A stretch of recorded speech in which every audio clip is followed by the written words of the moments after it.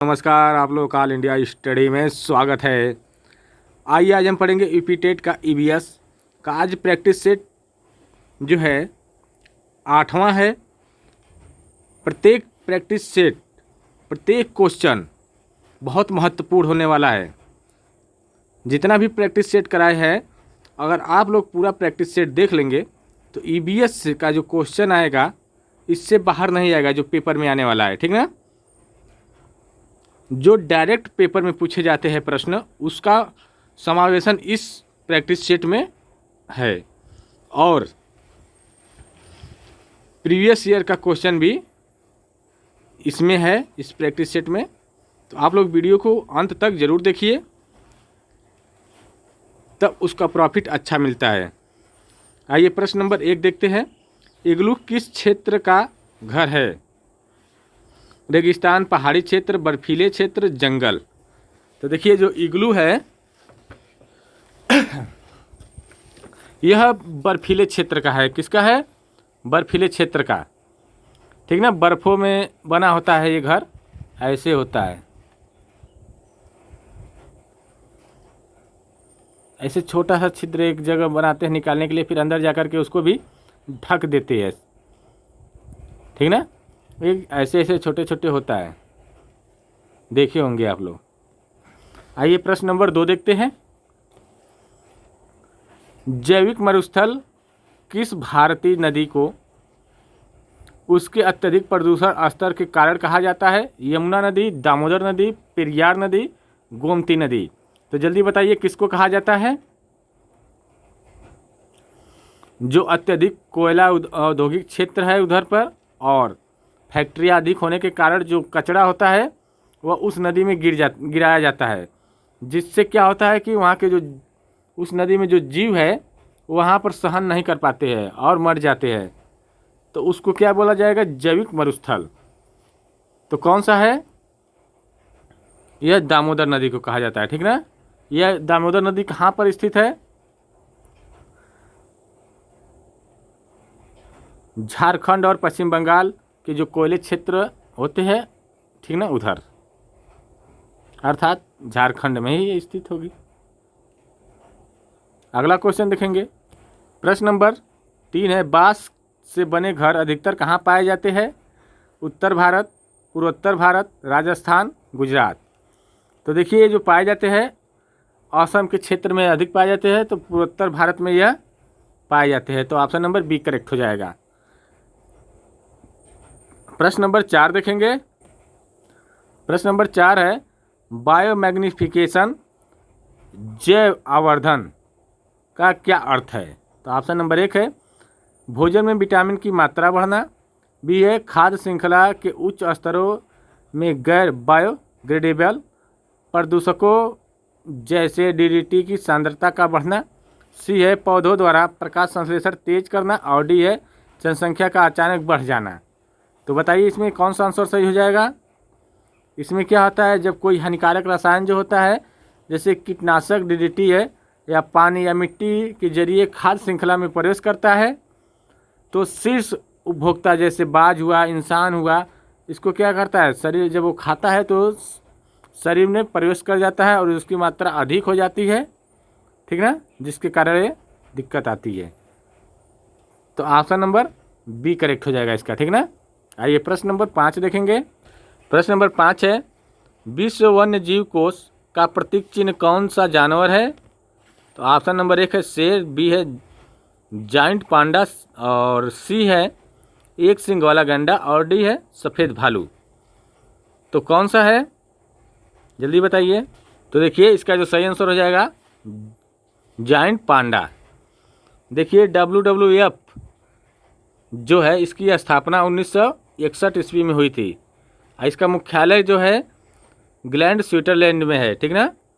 और इसका जो लोगो है ग्लैंड जाइंट पांडा, जो सफ़ेद और काले रंग का है। ठीक ना? आइए प्रश्न नंबर 6 देखेंगे। पारिस्थितिकी तंत्र में डिकम्पोजर्स अपघटन का मुख्य कार्य क्या है? सौर ऊर्जा को रासायनिक ऊर्जा में बदलना, बी है मृत कार्बनिक पदार्थों को तरल अकार्बनिक पदार्थों में तोड़कर मिट्टी में मिलाना। सी है शाकाहारियों को भोजन प्रदान करना। और डी है ऑक्सीजन का निर्माण करना। तो इसका सही जवाब क्या हो जाएगा बताइए। तो देखिए इसका जो सही जवाब क्या हो जाएगा, मृत कार्बनिक पदार्थों को सरल कार्बनिक तत्वों में तोड़कर मिट्टी में मिलाना। ये कौन मिलाते हैं? कवक और बैक्टीरिया। यह अपघटक होते हैं जो मरे हुए जीव और पत्तियों को क्या करते हैं, खा करके मिट्टी में मिला देते हैं, जिससे पर्यावरण साफ हो जाता है। ठीक ना। आइए जो पोषक तत्व हो जाते हैं फिर वापस मिट्टी में पहुंच जाते हैं। आइए प्रश्न नंबर 7 देखेंगे। भारत में जैव विविधता अधिनियम किस वर्ष संसद द्वारा पारित किया गया था? 1986, 2000, 2002, 2010। तो देखिए भारत में जो जैव अधिनियम है ना, जैव विविधता अधिनियम, यह 2002 में पारित किया गया था। ठीक ना। आइए प्रश्न नंबर 8 देखते हैं। शांत घाटी जो अपनी सघन जैव विविधता और दुर्लभ जीवों के लिए प्रसिद्ध है, भारत के किस राज्य में स्थित है? उत्तराखंड, हिमाचल प्रदेश, केरल और अरुणाचल प्रदेश। तो ये कहाँ पर है? यह केरल में स्थित है। ठीक ना। तो इसका सही जवाब हो जाएगा केरल। देखिए केरल में कहाँ स्थित है? ये पलक्कड़ जो ज़िला है वहाँ पर यह स्थित है, जिसको साइलेंट वैली भी बोलते हैं। यह पश्चिमी घाट का हिस्सा है। ठीक ना। यह जैव विविधता जैसे शेर जैसे दिखने वाले पूंछ वाले बंदर के लिए यह प्रसिद्ध है। ठीक है। आइए प्रश्न नंबर 9 देखते हैं। पर्यावरण संरक्षण से संबंधित मॉन्ट्रियल प्रोटोकॉल का मुख्य उद्देश्य क्या है? Option number a global warming को रोकना, बी है ओजोन परत को नुकसान पहुंचाने वाले पदार्थ जैसे CFC के उत्पादन पर रोक लगाना, और सी है जैव विविधता का संरक्षण, और डी है खतरनाक कचरे का सीमा पार प्रबंधन। तो देखिए इसका सही जवाब क्या हो जाएगा। मॉन्ट्रियल प्रोटोकॉल का मतलब होता है कि ओजोन परत को नुकसान पहुंचाने वाले पदार्थों को उत्पादन को रोकना, जैसे CFC जो गैस है क्लोरोफ्लोरोकार्बन, उसको क्या करना है, रोकना, जो ओजोन परत को क्या करता है, नुकसान पहुंचाती है। तो इसका सही जवाब ऑप्शन नंबर बी हो जाएगा। प्रश्न नंबर 10 देखते हैं। फ्लाई ऐश प्रदूषक मुख्य रूप से किसके कारण होता है? तेज रिफाइनरियों से, कोयला आधारित ताप विद्युत गृह से, ईंट के भट्ठों से, प्लास्टिक उद्योग से। तो देखिए जो सबसे फ्लाई ऐश क्या होता क्या है ये तो जानिए पहले। जो बारीकी राख होती है वो हवा में उड़ करके कहाँ चिपक जाती है? पेड़ पौधों के पत्तियों पर चिपक जाती है, उसी को बोलते हैं फ्लाई ऐश, जो सांस लेने में क्या करती है, दिक्कत करती है, बीमारियाँ होने का खतरा बढ़ जाता है। ठीक है। तो एक कोयला आधारित ताप गृह में। आइए प्रश्न नंबर 11 देखेंगे। अंतर्राष्ट्रीय सौर संगठन का मुख्यालय भारत के किस शहर में स्थित है? नई दिल्ली, गुरुग्राम, बेंगलुरु, नोएडा। तो यह गुरुग्राम में है। कहाँ है? गुरुग्राम में है। यह किसके सहयोग से बना है? भारत और फ्रांस के सहयोग से इसका क्या हुआ, स्थापना हुई है, जो इसका मुख्यालय गुरुग्राम में स्थित है। ठीक ना। आइए प्रश्न नंबर 12 देखते हैं। टोटल 50 क्वेश्चन है और प्रत्येक क्वेश्चन बहुत इंपॉर्टेंट है, ये ध्यान रहे। किस गैस के रक्त में घुलने से हीमोग्लोबिन की ऑक्सीजन सोखने की क्षमता खत्म हो जाती है, जिससे एक इंसान का दम घुटने लगता है? कार्बन डाइऑक्साइड और नाइट्रोजन और कार्बन मोनोऑक्साइड और सल्फर डाइऑक्साइड।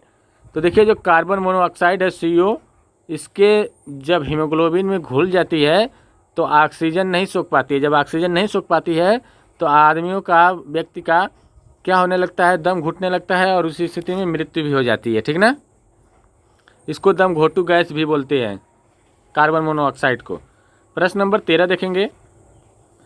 जलवायु परिवर्तन पर प्रसिद्ध क्योटो प्रोटोकॉल किस वर्ष अपनाया गया था और यह किससे संबंधित है?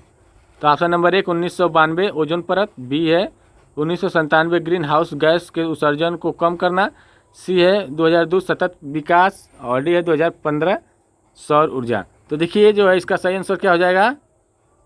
1997 ग्रीन हाउस गैस के उत्सर्जन को कम करने के लिए अपनाया गया था। तो ऑप्शन नंबर बी करेक्ट हो जाएगा, ठीक ना। आइए प्रश्न नंबर 14 देखते हैं।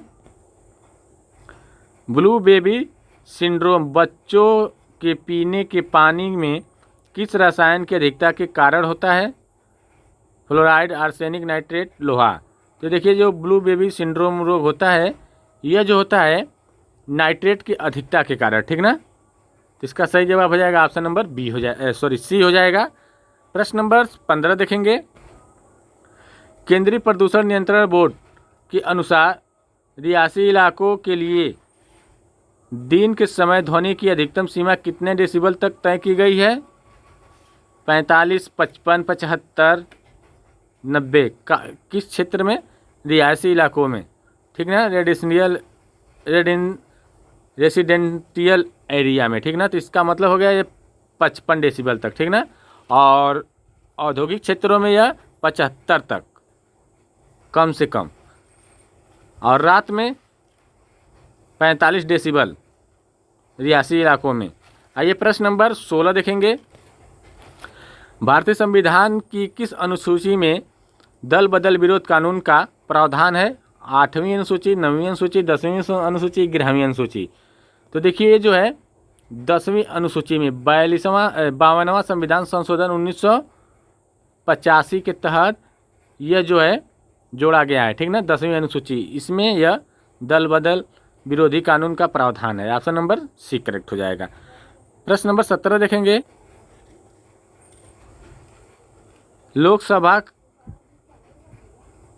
लोकसभा का सदस्य एमपी बनने के लिए भारत के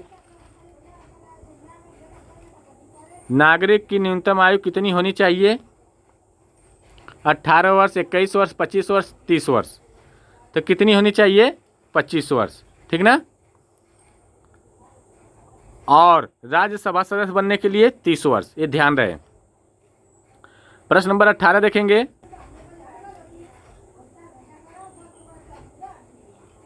स्वतंत्र भारत के प्रथम कानून और न्याय मंत्री कौन थे जिन्हें भारतीय संविधान का जनक भी कहा जाता है?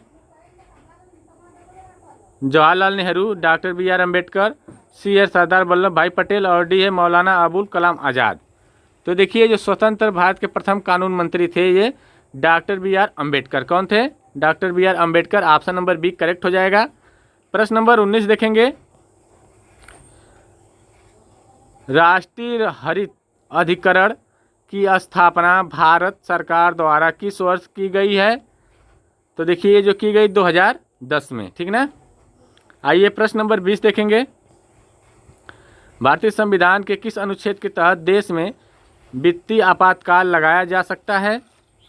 तो अनुच्छेद 352, अनुच्छेद 356, अनुच्छेद 360, अनुच्छेद 368। तो ये कब लगाया जाता है? अनुच्छेद 360। आइए प्रश्न नंबर 21 देखेंगे। भारत के नियंत्रक एवं महालेखा परीक्षक की नियुक्ति किसके द्वारा की जाती है? प्रधानमंत्री, संसद, राष्ट्रपति, वित्त मंत्री। तो किसके द्वारा की जाती है? यह राष्ट्रपति के द्वारा। तो ऑप्शन नंबर सी करेक्ट हो जाएगा इसका। अनुच्छेद 148 के तहत सीएजी की नियुक्ति की जाती है, ठीक ना। आइए प्रश्न नंबर 22 देखेंगे। वन्य जीवों और वनों के संरक्षण के लिए नागरिकों के मूल कर्तव्य का उल्लेख संविधान के किस अनुच्छेद में है? अनुच्छेद 21 ए, अनुच्छेद 48 ए, अनुच्छेद 51 ए जी, अनुच्छेद 300 ए। तो ये देखिए जो है अनुच्छेद 51 ए जी के तहत यह है। तो ऑप्शन नंबर सी करेक्ट हो जाएगा। आइए प्रश्न नंबर 23 देखेंगे। भारत की कौन सी नदी कर्क रेखा को 2 बार काटती है? साबरमती नदी, महानदी, नर्मदा नदी, चंबल नदी। तो कौन सी नदी है यह 2 बार काटने वाली? यह महानदी है। कौन सी? कर्क रेखा को 2 बार जो काटने वाली नदी है वह महानदी है।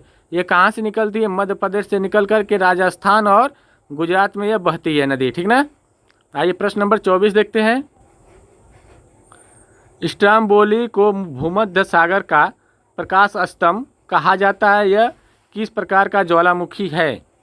जो स्ट्रोम्बोली है यह जो है सक्रिय ज्वालामुखी है, ठीक ना। तो इसका सही जवाब क्या हो जाएगा? सक्रिय ज्वालामुखी है, इटली के पास यह स्थित है, ठीक ना। आइए प्रश्न नंबर 25 देखेंगे। संसार की छत किस पठार को कहा जाता है?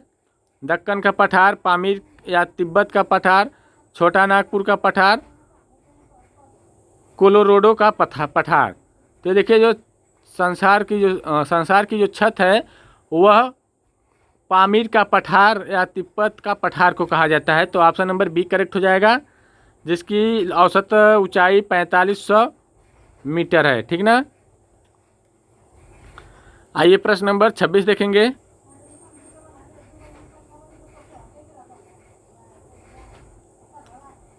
भारत में सबसे अधिक पाई जाने वाली मिट्टी कौन सी है जो देश के लगभग 40% भाग पर फैली है? काली मिट्टी, लाल मिट्टी, जलोढ़ मिट्टी, लेटेराइट मिट्टी। तो ये कौन सी है? जलोढ़ मिट्टी है, ठीक ना। जो 40% भाग पर कौन सी फैली है? जलोढ़ मिट्टी, जो नदियों द्वारा बहाकर लाई गई मिट्टी होती है, जो खादर और बांगर मिट्टी होती है, ठीक ना। आइए प्रश्न नंबर 27 देखेंगे। दक्षिण अमेरिका महाद्वीप के घास के मैदानों को किस नाम से जाना जाता है? तो देखिए जो दक्षिण अमेरिका महाद्वीप में जो घास के मैदान है उनको हम पंपास के मैदान के नाम से जानते हैं, ठीक ना। जो अर्जेंटीना और उरुग्वे में यह सिसोड़ में फैला हुआ है, ठीक ना। आइए प्रश्न नंबर 28 देखेंगे। भारत और चीन के बीच की सीमा रेखा को क्या कहा जाता है? रेड क्लिफ रेखा, डुरंड रेखा, मैकमोहन रेखा, 49वीं समांतर रेखा। तो भारत और चीन के बीच की सीमा को मैकमोहन रेखा कहा जाता है, ठीक ना। यह 1914 में तय की गई थी, ठीक। आइए प्रश्न नंबर 29 देखेंगे। कपास की खेती के लिए सबसे उपयुक्त मिट्टी कौन सी मानी जाती है, जिसे रेगुल मिट्टी भी कहते हैं? जलोढ़ मिट्टी, काली मिट्टी, मरुस्थली मिट्टी, लाल मिट्टी। तो किसको कहा जाता है? यह काली मिट्टी को, ठीक ना। यह जो है गुजरात महाराष्ट्र क्षेत्रों में पाई जाती है मिट्टी अधिकतम। आइए प्रश्न नंबर 30 देखेंगे। एलपीजी रसोई गैस में रिसाव का पता लगाने के लिए कौन सा तीखी गंध वाला पदार्थ मिलाया जाता है? प्रोपेन, ब्यूटेन, इथाइल, मरकैप्टेन और मिथेल। यह जो मिलाया जाता है मिथाइल मरकैप्टेन, ठीक ना। आइए प्रश्न नंबर अगला देखते हैं। रक्त का थक्का जमने के लिए कौन सा विटामिन आवश्यक होता है जो चोट लगने पर खून बहने से रोकता है? तो देखिए विटामिन कौन सी हो जाएगा? के, विटामिन के है, ठीक ना। जो घाव लगने पर जो खून को रोकने के लिए थक्का जमाने में क्या करता है? सहायता करता है। आइए प्रश्न नंबर 32 देखेंगे।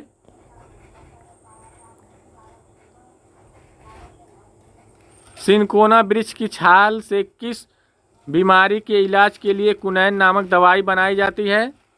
टाइफाइड, मलेरिया, चेचक, पीलिया। तो ये किसके लिए? मलेरिया, ठीक ना। तो ऑप्शन नंबर बी करेक्ट हो जाएगा। प्रश्न नंबर 33 देखेंगे।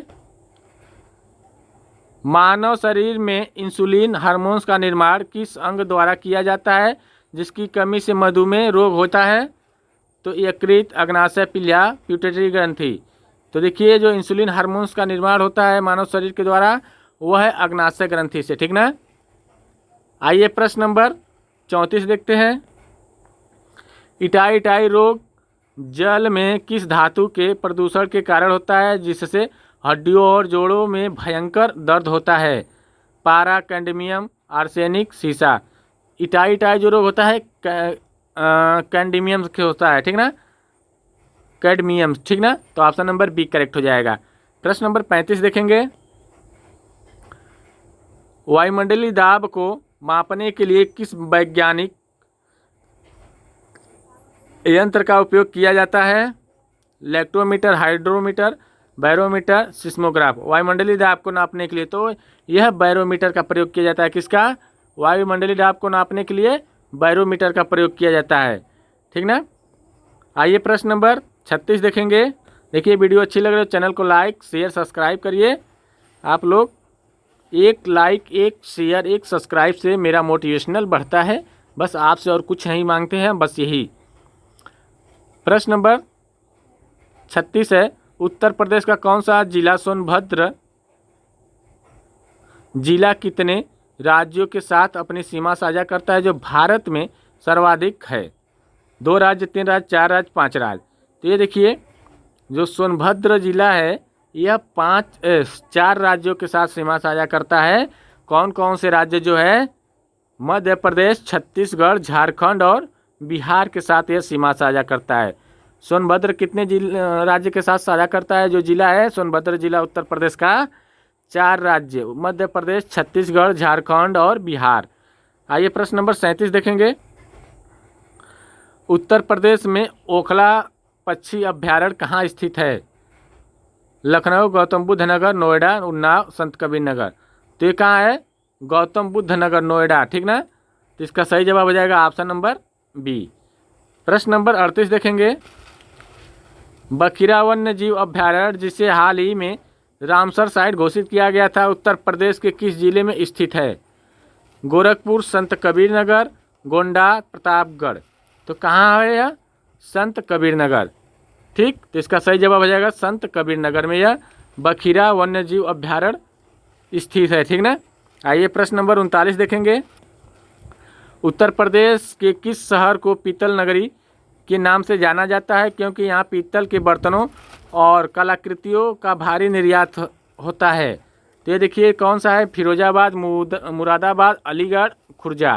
तो ये जो है मुरादाबाद। कहाँ है? मुरादाबाद जो पीतल नगरी के नाम से जाना जाता है। यहाँ पर पीतल के हस्तशिल्प मतलब हाथों से और नक्काशीदार बर्तन बनाए जाते हैं जो दुनिया में मशहूर है। ठीक ना। और फिरोजाबाद कांच की चूड़ियों के लिए प्रसिद्ध है। अलीगढ़ किसके लिए है? ताला के लिए। ठीक ना। आइए प्रश्न नंबर 40 देखेंगे। उत्तर प्रदेश से होकर बहने वाली गंगा और यमुना नदियाँ आपस में किस स्थान पर मिलती है जिसे त्रिवेणी संगम कहा जाता है? वाराणसी, प्रयागराज, इलाहाबाद, हरिद्वार, कानपुर।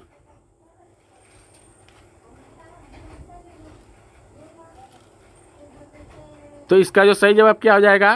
प्रयागराज, इलाहाबाद। ठीक ना। आइए प्रश्न नंबर 41 देखेंगे। उत्तर प्रदेश का सबसे बड़ा वन्य जीव अभ्यारण्य कौन सा है?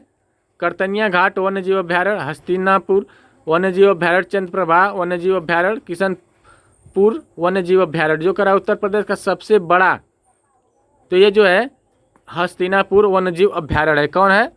हस्तिनापुर वन्य जीव अभ्यारण्य है जो मेरठ, मुजफ्फरनगर, हापुड़ और बिजनौर क्षेत्र में फैला है और क्षेत्रफल की दृष्टि से उत्तर प्रदेश का सबसे बड़ा अभ्यारण्य है। ठीक ना। उत्तर प्रदेश में केंद्रीय कवक और गन्ना अनुसंधान संस्थान कहाँ स्थित है? कानपुर, लखनऊ, मेरठ, बरेली। तो देखिए जो गन्ना केंद्रीय कवक और गन्ना अनुसंधान है यह लखनऊ में है। ठीक ना। आइए प्रश्न नंबर 43 देखेंगे। पर्यावरण अध्ययन ईवीएस की कक्षा में वाद विवाद विधि का सबसे बड़ा लाभ क्या है? यह बच्चों को शांत बैठना सिखाती है। बी है यह बच्चों को आलोचनात्मक सोच और दूसरों के विचारों का सम्मान करने की आदत विकसित करती है। ये बात बिल्कुल सही है। आइए प्रश्न नंबर 44 देखेंगे। प्राथमिक स्तर पर बच्चों को नक्शा पढ़ाना सिखाने से उसके अंदर की क्षमता का विकास होता है।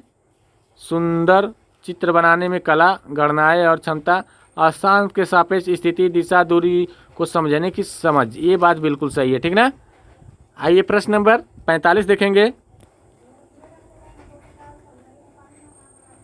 प्राथमिक शिक्षक बच्चों को जल संरक्षण का पाठ पढ़ाना चाहता है। इसके लिए सबसे प्रभावी गतिविधि कौन सी होगी? जल संरक्षण पर चार्ट बनवाना, बी है बच्चों को पानी के उपयोग पर निबंध लिखने के लिए कहना। सी है छात्रों को अपने घर के पानी के बिल को देखने और पानी बचाने के लिए एक्शन प्लान तैयार करना। ये बात बिल्कुल सही है, ठीक है। आइए प्रश्न नंबर 46 देखेंगे। पर्यावरण अध्ययन ईवीएस की प्रकृति एकीकृत है, इसका अर्थ क्या है? एकीकृत का मतलब होता है जिसमें सभी का समावेशन होता है, भूगोल, विज्ञान, ठीक ना, पर्यावरण, इतिहास, सब कुछ का उसमें समावेशन होता है। तो यह विज्ञान, सामाजिक विज्ञान और पर्यावरण शिक्षा के संप्रत्ययों का एक साथ जोड़कर पढ़ाया जाता है, इसी को बोला जाता है एकीकृत, ठीक ना। आइए प्रश्न नंबर 47 देखेंगे। प्राथमिक स्तर पर पर्यावरण अध्ययन में खेल में सीखना क्यों महत्वपूर्ण माना जाता है? ऑप्शन नंबर है इससे बच्चे कक्षा से बाहर भाग सकते हैं नहीं। यह बच्चों को बिना किसी मानसिक तनाव के स्वाभाविक रूप से अवधारणाओं को समझने और सामाजिक कौशल सीखने में मदद करता है। ये बात बिल्कुल सही है। खेल कूद के शारीरिक विकास होता है, मानसिक ऐसी बात नहीं, मानसिक भी होता है। और यह गृह कार्य जांचने की जरूरत नहीं, ये भी गलत है। तो ऑप्शन नंबर बी करेक्ट हो जाएगा। आइए प्रश्न नंबर 48 देखेंगे। कक्षा 4 के विद्यार्थियों को अनीता की मधुमक्खियाँ पाठ पढ़ाते समय शिक्षिका वास्तव मधुमक्खी पालन के बक्से को कक्षा में लाती है। यहाँ किस प्रकार के शिक्षण सामग्री का उपयोग किया जा रहा है? दृश्य, श्रव्य, वास्तविक पदार्थ, वास्तविक वस्तु, इनमें से कोई नहीं। तो देखिए यहाँ पर वास्तविक पदार्थ की बात की रही, दिखाया भी जा रहा है, वास्तविक वस्तु को दिखाया जा रहा है, रियल ऑब्जेक्ट की बात की जा रही है, ठीक ना। जब शिक्षक किसी अलग चीज़ जैसे बक्सा, पत्ती, पत्थर या फल को कक्षा में दिखाकर पढ़ाती है या पढ़ाता है तो वह वास्तविक वस्तु कहलाती है। तो इसका सही जवाब क्या हो जाएगा? Option number C. प्रश्न नंबर 49 है।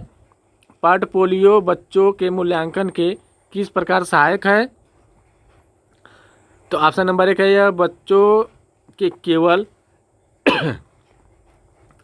केवल शब्द आ गया तो पहले गलत, खांसी आ रही है, बहुत परेशान हो। बी है एक निश्चित अवधि में बच्चों के काम, कलाकृतियों, प्रगति और उपलब्धियों का क्रमबद्ध संग्रह होता है। ये बात ठीक है, खांसी आ गई, दिक्कत हो रही है बहुत। तो ऑप्शन नंबर बी इसका सही हो जाएगा। आइए प्रश्न नंबर लास्ट और अंतिम देखते हैं, 50वां है। पर्यावरण अध्ययन के शिक्षण में समस्या समाधान विधि का पहला चरण कौन सा होता है? तो पहचान करना और जागरूकता, ये पहला चरण होता है, ठीक ना। तो देखिए पूरा टोटल 50 क्वेश्चन हो गए। आप 50 क्वेश्चन में प्रत्येक क्वेश्चन बहुत इम्पोर्टेंट था, तो आप लोग वीडियो को पूरा देखिएगा, जिससे पता चलेगा आप लोगों का कितना सही है। अब कल मिलते हैं 2 बजे, तब तक के लिए नमस्कार।